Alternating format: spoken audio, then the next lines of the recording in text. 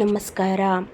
ನಾಳೆ ಏಪ್ರಿಲ್ 17ರಂದು ಅಮಾವಾಸ್ಯೆ ಬರ್ತಾ ಇದೆ. ಅಂದರೆ ಯುಗಾದಿಯ ನಂತರ ಬರುತ್ತಿರುವ ವರ್ಷದ ಮೊದಲ ಅಮಾವಾಸ್ಯೆ. ಈ ಒಂದು ಅಮಾವಾಸ್ಯೆಯ ದಿನ ಋಣಭಾರ ಅಥವಾ ಸಾಲದ ಮುಕ್ತಿಗೆ ಈ ಒಂದು ತಂತ್ರವನ್ನು ಪಾಲಿಸೋದ್ರಿಂದ ನಿಮ್ಮ ಎಲ್ಲ ಹಣದ ಸಮಸ್ಯೆಗಳು ಹಂತ ಹಂತವಾಗಿ ಕಡಿಮೆಯಾಗುತ್ತವೆ.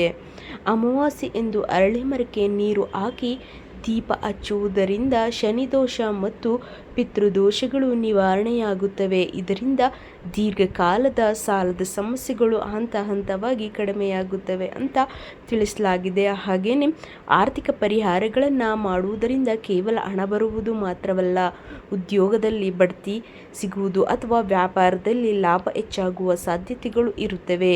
ಅಡೆತಡೆಗಳು ದೂರವಾಗಿ ಹೊಸ ಆದಾಯದ ಮೂಲಗಳು ತೆರೆದುಕೊಳ್ಳುತ್ತವೆ.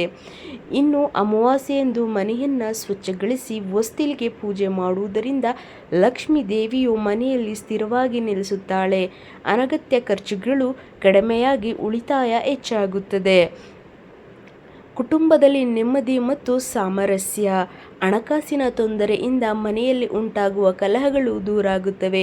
ಪಿತೃತರ್ಪಣ ನೀಡುವುದರಿಂದ ಪೂರ್ವಜರ ಆಶೀರ್ವಾದ ಸಿಕ್ಕು ಕುಟುಂಬದಲ್ಲಿ ಸಂತೋಷ ನೆಲೆಸುತ್ತದೆ.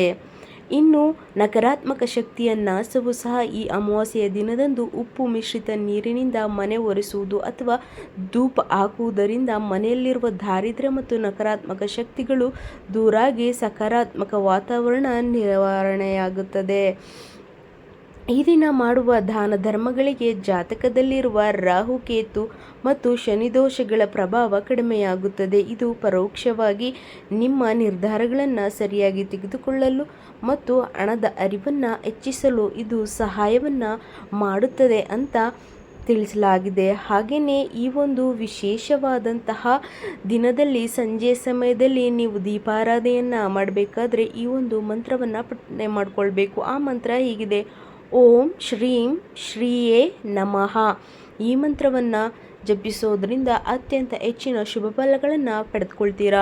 ಮತ್ತಷ್ಟು ಇಂತಹದೇ ಹೆಚ್ಚಿನ ವಿಶೇಷ ದೈವ ಮಾಹಿತಿಗಾಗಿ ನಮ್ಮ ಡಿವೈನ್ ಮೀಡಿಯಾ ಚಾನಲನ್ನು ಫಾಲೋ ಅಪ್ ಮಾಡಿ. ಅಲ್ಲಿಯವರೆಗೂ ಹರೇ ಕೃಷ್ಣ.